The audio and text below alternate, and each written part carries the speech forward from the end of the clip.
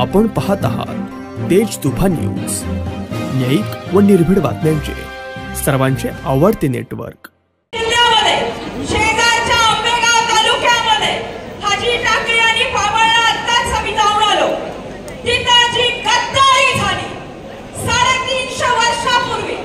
छत्रपती शिवाजी महाराज संभाजी राजे यांच्या बरोबर कणोजी शिर्केने जी गद्दारी केली ती उभा महाराष्ट्र आजपर्यंत विसरलेला नाही।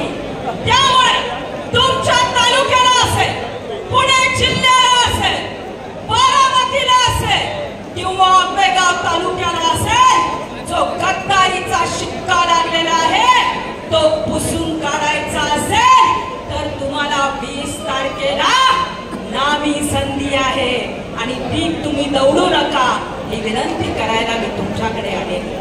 आदरणीय शरदचंद्रजी पवार साहेबांनी या महाराष्ट्रासाठी काय केलं, अशा प्रकारची कोलेकुई करणाऱ्यांना मला सांगायचंय की या देशाचे आदरणीय पवार साहेब ज्यावेळी कृषी मंत्री होते त्यावेळी 70,000 कोटीची कर्जमाफी जर कोणी केली असेल तर आदरणीय पवार साहेबांनी केली।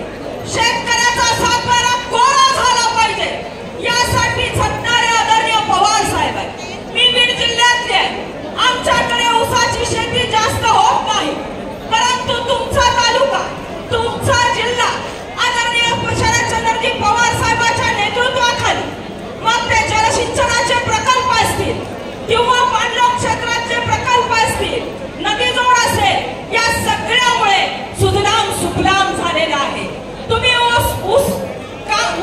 ऊस उत्पादक शेतकरी आहात, मग साखर संघ कसा चालवायचा, ऊसतोड कामगारांची संघटना कशी चालवायची, मुकादमाची टोळी कशी चालवायची आणि माझ्या कारखान्याच्या शेअर होल्डरला जो सभासद ऊस घालतोय त्या सभासदाला एक रकमी ऊसाचा हप्ता कसा द्यायचा, पहिला हप्ता कसा झटपट द्यायचा, हे येड्या गबाळ्याचं काम आहे का हो? येड्या गबाळ्याचं काम आहे का? या 1-2 वर्षात तुम्ही येड्या गबाळ्याच्या हातात सत्ता तुम्ही दिली नाही, पण खोके खाऊन ही सत्ता आली, ही सत्ता घालून गुवाहाटीला पाठवायचं काम आज तुम्हाला करायचंय। आज मोठ्या प्रमाणावर आदरणीय सुप्रियाताई सुळे यांचे विचार ऐकायला आमच्या भगिनी इथं उपस्थित आहेत। भगिनींनो, या महाराष्ट्रामध्ये आम्ही जिथं जिथं जातो तिथं तिथं मोठ्या प्रमाणावर आदरणीय पवार साहेबांच्या, सुप्रियाताईंच्या, तुमचे कोले साहेबांच्या, जयंत पाटील साहेबांच्या सभांसाठी हजारोच्या संख्येने आमच्या महिला उपस्थित असतात। का उपस्थित असतात? त्यांना माहिती आहे की फक्त लाडकी लाडकी म्हणून चालत असतं का मावशी? लाडकी म्हणून चालत असतं का? 1,500 रुपये आपल्याला चष्मा लागला तर घ्यायला पुरतो का? 1,500 रुपये आपल्याला पायातले जोडवे लागले तर घ्यायला पुरतो का? मग मला सांगा तुम्ही, हे विंडे सरकार यांची जी स्पर्धा चालू आहे की कोण म्हणतंय मुख्यमंत्री लाडकी बहीण, कोण म्हणतंय नुसतीच लाडकी बहीण, कोण म्हणतंय बहीण, पण तुमच्या जिल्ह्याला, तुमच्या भागाला बहिणीला सावत्र करायचं काम लोकसभेच्या इलेक्शन मध्ये झालेलं आहे। त्यामुळे हे विसरू नका आणि विधानसभेला त्यामध्ये दुरुस्ती करा। लोकसभेला मताची आली कडकी म्हणून बहीण झाली, मताची आली कडकी। मग मला सांगा, लाडक्या सत्तेसाठी, लाडक्या खुर्चीसाठी जर यांना तुमचं मतदान पाहिजे असेल तर तुम्ही स्वतःला या मिंदे सरकारच्या लाडक्या बहिणी म्हणून घेणार आहात का? एकदा मला हात वर करून सांगा। मग कोणाच्या मागे राहणार तुम्ही? आदरणीय पवार साहेबांनी या महाराष्ट्रामध्ये, देशामध्ये पहिल्यांदा महिलांचा शाश्वत विकास केला। कसा केला? जुन्नर पंचायत समिती असेल, जुन्नरची ग्रामपंचायत असेल किंवा जिल्हा परिषद असेल, तुम्हाला कोणता जिल्हा येतो मला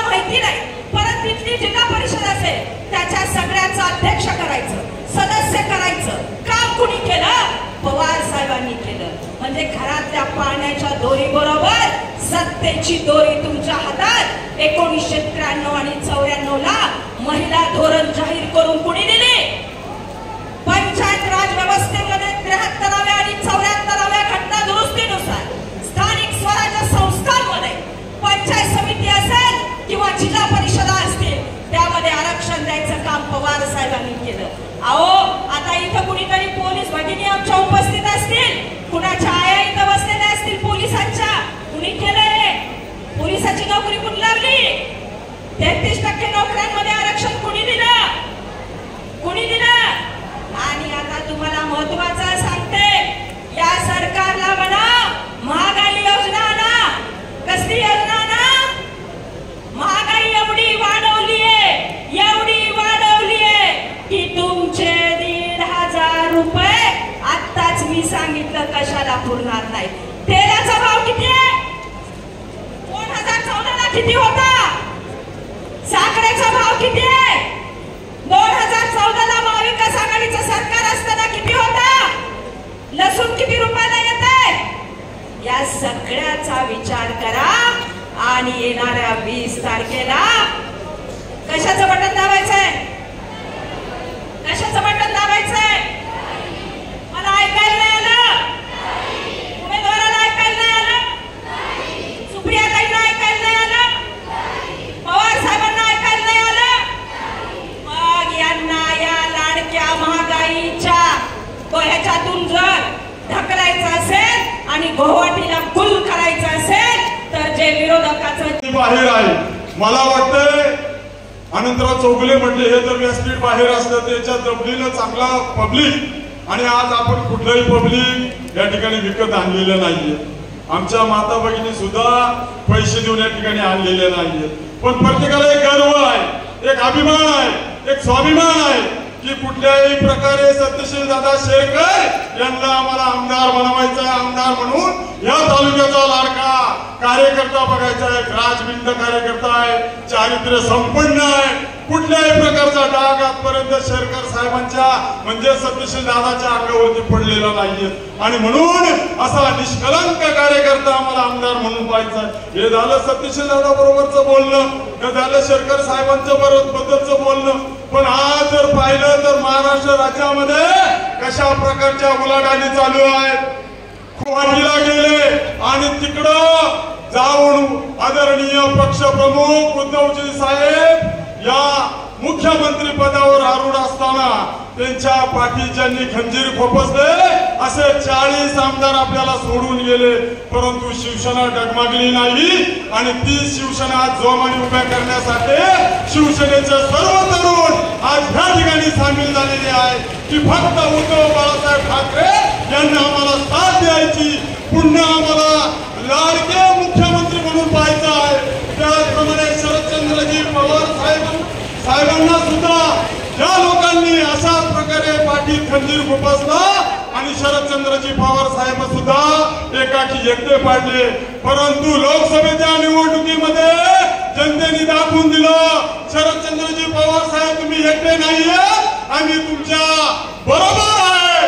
अशा प्रकारचं चित्र यावेळेस सुद्धा आमदारकीला घडणार आहे की खऱ्या अर्थानं सुप्रियाताई सुळेंचे या ठिकाणी आगमन झालेलं आहे.